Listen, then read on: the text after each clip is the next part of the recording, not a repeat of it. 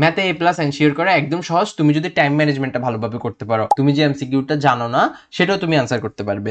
আসসালামু আলাইকুম এসএসসি 26, আশা করি সবারই আইসিটি এক্সাম ভালো গিয়েছে। আজকের ক্লাসে আমরা মূলত কথা বলবো কিভাবে তুমি ম্যাথের এমসিকিউর মধ্যে 30-এ 30 এনশিওর করতে পারো এবং কিভাবে তুমি সর্বোচ্চ ভালো রেজাল্টটা করতে পারো। চলো শুরু করা যাক। প্রথমত তোমাকে একটা ল বা সূত্রের একটা সাজানো নোট ব্যবহার করতে হবে। তার মানে কি ভাইয়া? তার মানে হচ্ছে যে তুমি যে বীজগণিতের যে সূত্রগুলো শিখছো, হ্যাঁ, তারপর হচ্ছে যে তুমি ত্রিকোণমিতির যে সূত্রগুলো শিখছো, তুমি পরিমিতির যে সূত্রগুলো শিখছো, সেই সূত্রগুলোর জন্য তুমি একটা নোট তৈরি করবে। তুমি একটা নোট তৈরি করবে এবং সেই নোটের মধ্যে তোমার সবগুলো সূত্র ভালোভাবে গোছানো অবস্থায় থাকবে এবং তুমি যাতে পরীক্ষার আগের দিন সকালবেলা সেই নোটটা ভালোভাবে রিভাইজ করে প্রিপারেশন ভালোভাবে নিয়ে যেতে পারো। যত দ্রুত তুমি কোন সূত্রটা অ্যাপ্লাই করতে হবে সেটা বুঝতে পারবে, তোমার এমসিকিউ এক্সাম তত ভালো হবে। তাহলে তোমার প্রথম কাজটা হচ্ছে তোমার জন্য একটা সূত্রের নোট সাজানো। তোমরা যদি ভাইয়ার হোয়াটসঅ্যাপ অথবা ফেসবুক গ্রুপে যুক্ত হয়ে যাও, তখন ভাইয়া কিন্তু ওখানের মধ্যে ভাইয়ার তৈরি করা বীজগণিতের নোটসগুলো আপলোড করে রাখছি, তোমরা সেখান থেকে সেগুলোর হেল্প নিতে পারো। তাহলে ফাইনাল কথা হচ্ছে তোমার একটা ল বা সূত্রের জন্য একটা সাজানো সুন্দর একটা নোট প্রয়োজন, যেটা তুমি পরীক্ষার আগের দিন সকালবেলা দেখে গেলে তোমার সবগুলো সূত্রগুলো মাথায় থাকবে। এবং তার পরবর্তীতে তোমার যেটা করতে হবে, তোমার কোশ্চেনটা পাওয়ার সাথে সাথে কোশ্চেনটা অ্যানালাইসিস করতে হবে।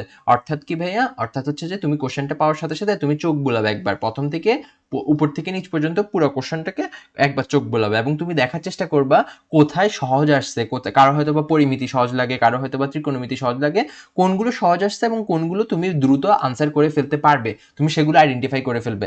এবং যেগুলো তুমি দ্রুত আনসার করতে পারবে সেগুলো প্রথমবার দেখাতেই তুমি যখন শিওর হবে, তুমি সাথে সাথে সেটা ওএমআর শিটে দাগাই ফেলতে পারো। ফার্স্ট টাইম যখন ওএমআর এর মধ্যে তুমি আনসারটা দিলে, তখন দেখবে যে তুমি হয়তো বা 12 থেকে 15টা তুমি ইজিলি সহজে দাগাই ফেলতে পারছো। এই ধাপে তুমি যেগুলো দাগাবা সেগুলো তুমি একদম 100% শিওর থাকবে। প্রথম ধাপের মধ্যে থাকা অবস্থায় তুমি যখন দেখবে, তখন হচ্ছে যে যে কোশ্চেনগুলো তোমার মনে হচ্ছে যে তুমি একটু চিন্তা করলে মাথায় আসবে বা একটু চিন্তা করতে হবে, সেগুলোর পাশে কোশ্চেনের নাম্বারের পাশে একটু মার্ক করে রাখো।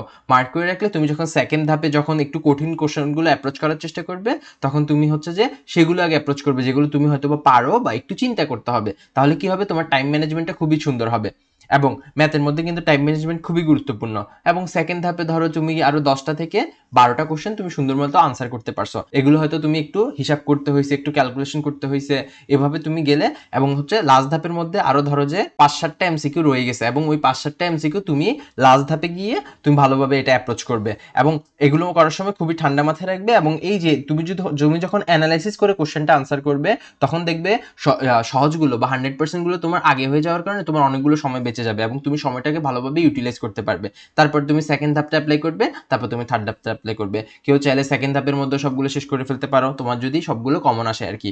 তো হচ্ছে যে তুমি যদি ঠান্ডা মাথায় প্রথমে কোশ্চেনটা অ্যানালাইসিস করে ফেলো, তুমি মূলত বুঝে যাবে যে কোথায় কোন কোশ্চেনটা সহজ এবং কোথায় কোন কোশ্চেনটা কঠিন আসছে, এবং তুমি সহজগুলো আগে অ্যাপ্রোচ করে ফেলো, তাহলে হচ্ছে তোমার সময় অনেক বেঁচে যাবে। এরপরে যে জিনিসটা করতে পারো ভাইয়া, তুমি ক্যালকুলেটর হ্যাক্সগুলো জানতে হবে, সেগুলো প্রপারভাবে ব্যবহার করতে পারতে হবে। তোমার জানতে হবে কোন এমসিকিউটা ক্যালকুলেটর দিয়ে হুবহু করে ফেলা যায়। ক্যালকুলেটর হ্যাক্সের অনেক ভিডিও আছে ইউটিউবে, তোমরা চাইলে দেখে ফেলতে পারো, প্র্যাকটিস করতে পারো, যাতে তোমরা ভালোভাবে ম্যাথের এমসিকিউটা অ্যাপ্রোচ করতে পারো। তারপরে যে জিনিসটা করতে পারো ভাইয়া, তোমরা এলিমিনেশন মেথডটা ব্যবহার করতে পারো। এটা কি ভাইয়া? এটা হচ্ছে যে মূলত তোমাকে ধরো 4টা অপশন দেওয়া আছে, এটা একটা কোশ্চেন এবং তোমাকে 4টা অপশন দেওয়া আছে। এখন এই 4টা অপশনের মধ্যে তুমি বুঝতেছো না যে তোমার আনসার কোথায় হবে। এগুলো ধরো যে তোমার শেষের দিকে গিয়ে এই যে লাস্ট যে ধাপটা আছে, ওই লাস্ট ধাপটার মধ্যে হয়তো বা তুমি এই ধরনের সমস্যায় পড়তে পারো যে তোমার আসলে মাথ কমন আসে নাই বা তুমি বুঝতে পারতেছো না উত্তর কোনটা হবে। তখন তুমি মূলত করবে কি ভাইয়া, তুমি হচ্ছে যে বাদ দিবে। বাদ দেওয়া মানে তোমার 4টা অপশন আছে, তো তুমি চিন্তা করবে যে কোন উত্তরটা হবে না বা কোনটা হইতে পারে না, বা এটার আনসার তো ফ্র্যাকশনে আসবে না, তাহলে ফ্র্যাকশনে না আসলে এটা আনসার হোল নাম্বারে আসবে। তাহলে তুমি ধরো যে প্রথম এইটা আর এটা বাদ দিয়ে ফেললা, তাহলে এখন তুমি এলিমিনেট করলা, তুমি অপশনগুলোকে এলিমিনেট করে ফেললা। তার মানে হচ্ছে যে তুমি 4টা অপশন থেকে তুমি 2টা অপশনে নিয়ে আসছো। এখন এই 2টা অপশনে যখন তুমি নিয়ে আসছো, এখন তোমার কি লাভ হলো? তুমি যদি আগে 4টা অপশন থেকে আন্দাজে একটা দাগাতে, তাহলে তোমার হওয়ার চান্স ছিল 25%, কিন্তু এখন যদি তুমি 2টাতে নিয়ে আসো, তাহলে তোমার সেটা হয়ে দাঁড়াবে কত?